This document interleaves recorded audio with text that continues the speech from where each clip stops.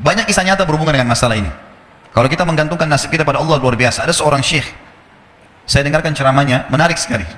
Saya tidak tahu orang itu siapa, tapi cuplikannya saya dapatkan dari seorang teman dari Jeddah yang mengirimkan ke saya. Orang ini cerita, syekh ini menceritakan, cuplikannya ada di HP saya. Dia bilang, saya satu waktu pernah ke Mesir, dan di Mesir ini saya lagi dari satu daerah mau ke Kairo, dari Iskandaria, satu kota, mau ke Kairo. Itu saya tiba di Kairo mungkin sekitar jam 2 malam. Pesawat saya selepas subuh harus berangkat kembali ke Saudi. Saya bilang, saya telepon pengurus masjid, saya mungkin mau mampir di masjid yang saya ceramah kemarin di Kairo itu. Saya mau tinggal di sana mungkin 2 jam, 3 jam istirahat. Nanti habis itu baru kemudian saya berangkat ke Saudi habis subuh.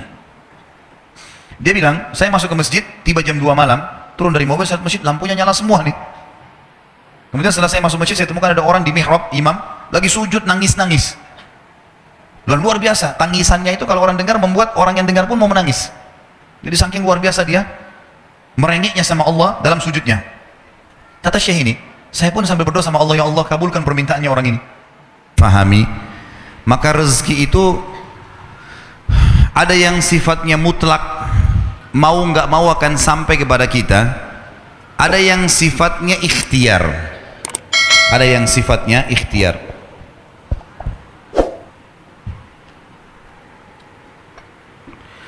Kalau yang mutlak teman-teman sekalian,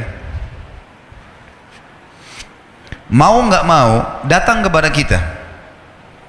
Biarpun kita lagi duduk di rumah, maka rezeki itu akan datang.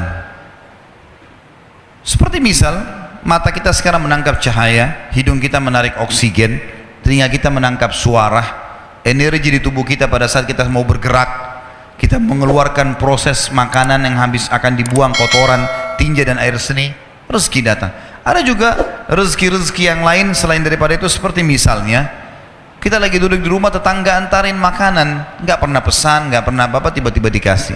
Orang tua kita banting tulang, begitu mereka meninggal kita dapat warisan. Ya. Ada rezeki yang mutlak. Kita lagi masuk ke restoran, tiba-tiba ada teman juga masuk, dibayarin, ditraktir. Kita nggak pernah programin sebelumnya. Namanya mutlak, pasti sampai ke kita. Jadi sesuai dengan hadis baginda Nabi SAW, tidak akan meninggal jiwa, tidak akan meninggal orang yang punya nyawa, kecuali akan dilengkapkan semua rezekinya. Ada orang subhanallah pas sudah tua sekali dapat warisan, tiba-tiba jadi kaya, ada saja. Ada orang bertahun-tahun sakit, sembuh di akhir hidupnya, kuasa Allah, rezekinya pasti sampai kepada dia. Ada hadis yang lain berbunyi, kalau seandainya seseorang di antara kalian, hadis sahih riwayat Imam Ahmad setahu saya, kata Nabi SAW, kalau seandainya seseorang di antara kalian lari dari rezekinya sebagaimana dia lari dari kematian, maka rezekinya akan datang kepadanya sebagaimana mati akan datang kepadanya. Itu maksudnya adalah mutlak, sampai kepada kita, mau nggak mau akan datang rezeki itu.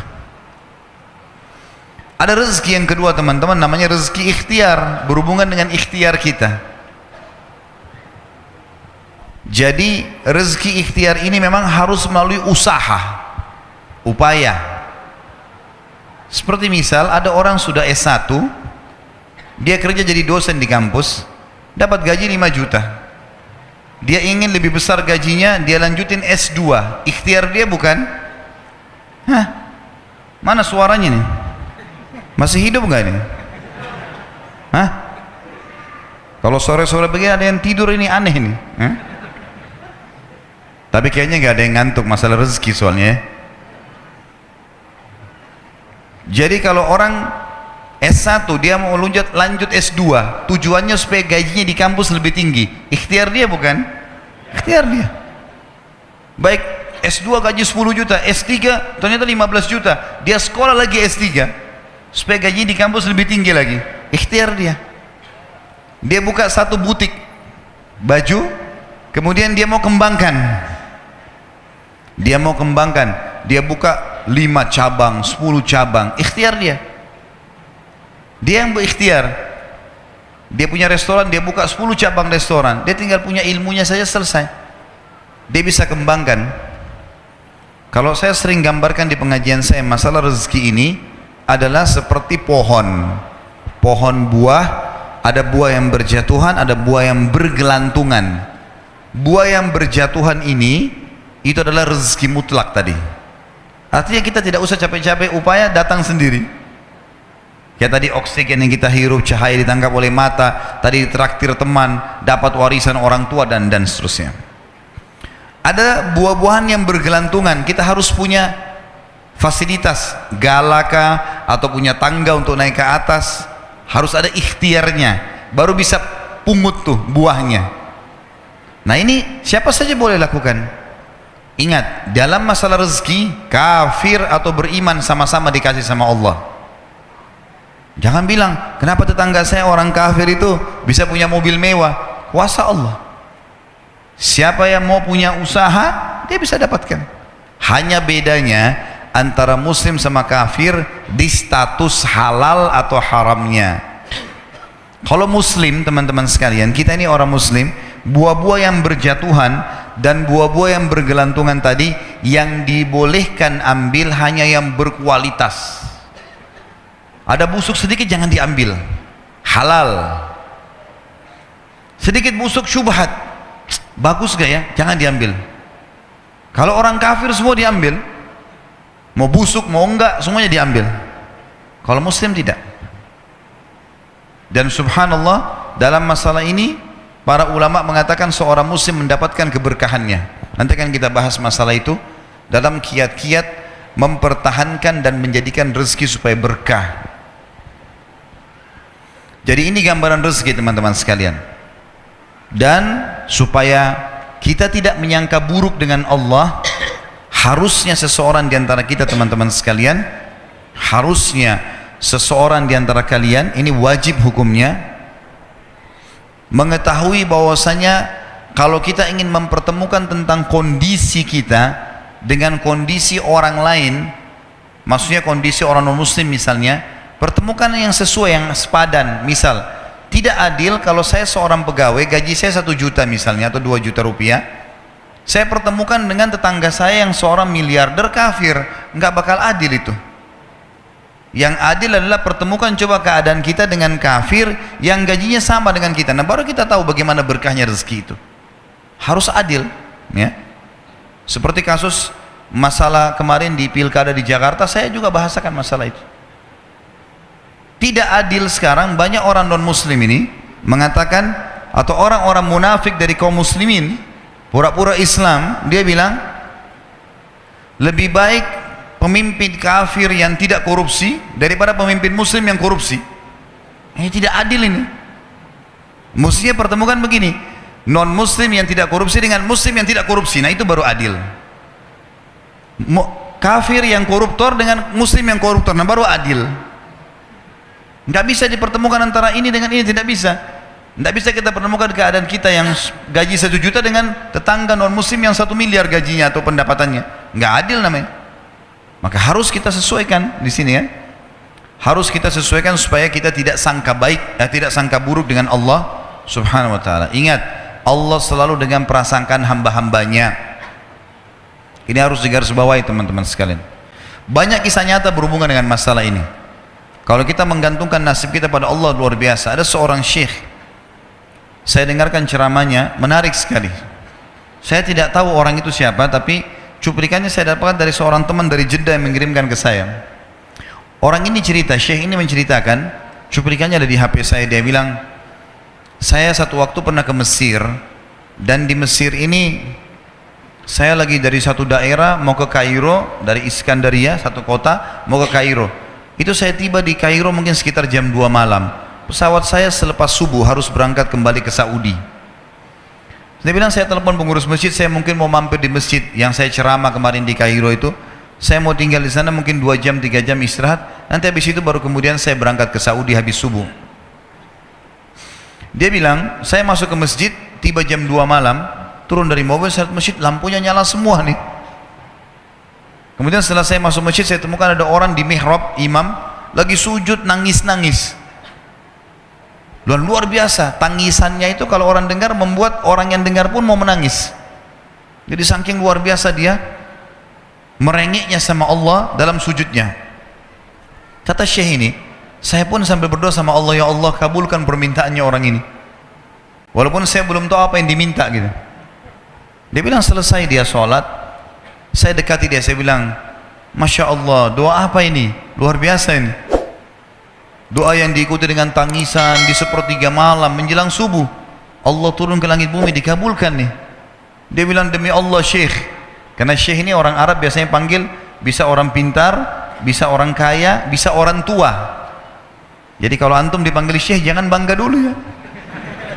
Karena banyak maknanya itu. Ya. Jadi dipanggil Syekh. Dia tidak tahu, biasa juga di Saudi begitu ya. Kalau ada orang kita tidak kenal dipanggil Syekh, Syekh, sini Syekh. Walaupun antum bukan Syekh sebenarnya gitu. Ya. Maka dia bilang demi Allah Syekh. Dia tidak tahu kalau ini orang memang ulama gitu. Istri saya sekarang lagi dirawat di rumah sakit dan saya harus bayar 14.500 jenih atau ponnya Mesir. Saya harus bayar rumah sakit. Kalau enggak istri saya enggak bisa dioperasi. Ini sudah parah sekali. Kata syekhnya, jadi gara-gara itu kau sujud sama Allah. Dia bilang iya, lanjutkan nangis sama Allah. Allah tidak akan menyia-nyiakan orang yang ikhlas minta padanya. Lanjutkan, nikmati sujudmu. Pasti Allah akan berikan jalan keluar. Dia bilang iya baik. Orang itu dia bilang kembali lagi ke mihrab, nangis lagi. Sholat sujud sama Allah, ya Allah. Dan dalam doanya begitu, ya Allah istri saya mau dibayar besok rumah sakitnya, jumlahnya sekian, saya tidak pegang uang satu jenih pun. Ini 14.500 jenih, banyak sekali. Maka dia bilang, orang ini bilang baiklah kalau begitu. Syekhnya ini bilang, saya mau tidur dulu. Saya istirahat 1 jam, menjelang azan subuh dia bilang, ada marbot masjid datang bangunin saya. Sudah azan, saya sholat qobliyah, sholat sunnatul fajr. Waktu iqamah, pengurus masjid tahu kalau dia ini ulama, dipanggil dengan Syekh, tolong jadi imam.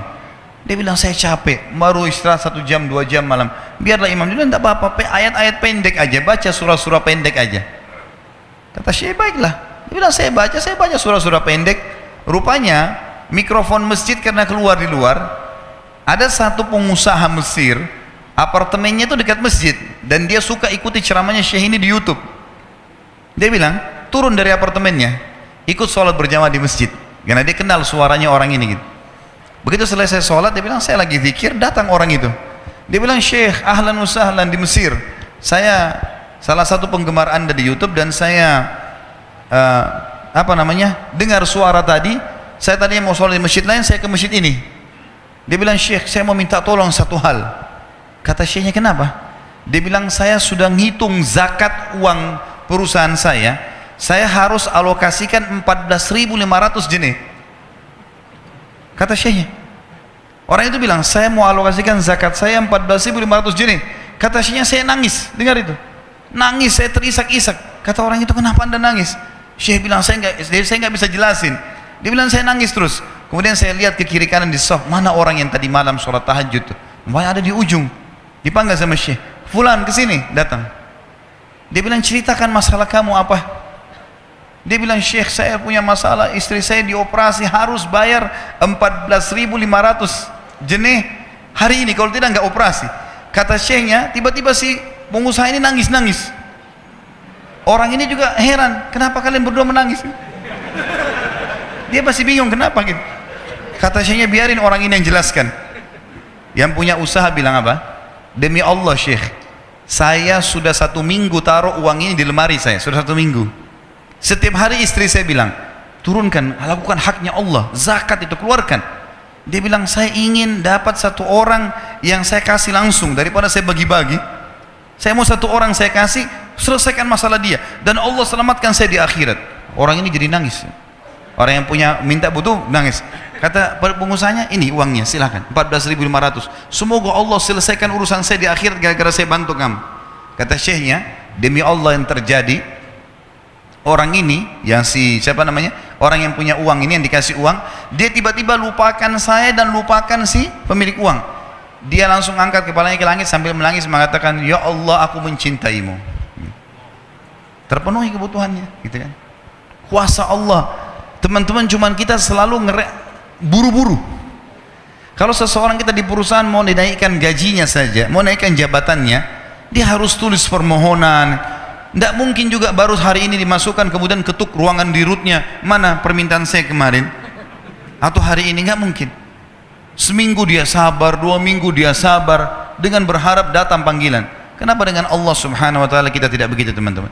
Banyak orang buru-buru, dan kebanyakan orang mau menggantungkan permintaannya kepada Allah hanya pada hal-hal yang kecil, hal yang besar tidak. Atau sebaliknya, hal yang besar, hal yang kecil tidak. Kenapa tidak pernah minta sama Allah dikasih motor, dikasih mobil, dikasih rumah? Kenapa hanya minta kalau penyakitnya dihilangkan baru kembali kepada Allah? Itu pun seringkali kita jadikan Allah nomor 30, teman-teman sekalian. Ke dokter ini, ke dokter itu, resep ini, resep. Nanti kalau sudah mentok nggak bisa sembuh baru sholat tahajud. Hah? Salah. Islam mengajarkan kita apa? Sebelum makan berdoa, sebelum tidur berdoa, sebelum aktivitas berdoa, sebelum ke dokter doa dulu supaya Allah jadikan kesembuhan. Karena dokter resepnya cuma semoga lekas sembuh. Tidak ada pasti sembuh. Makanya teman-teman sekalian, kembali kepada Allah adalah jalan yang paling luar biasa gitu. Coba merengek kepada Allah SWT. Allah pasti tidak akan pernah memungkiri janji-janjinya.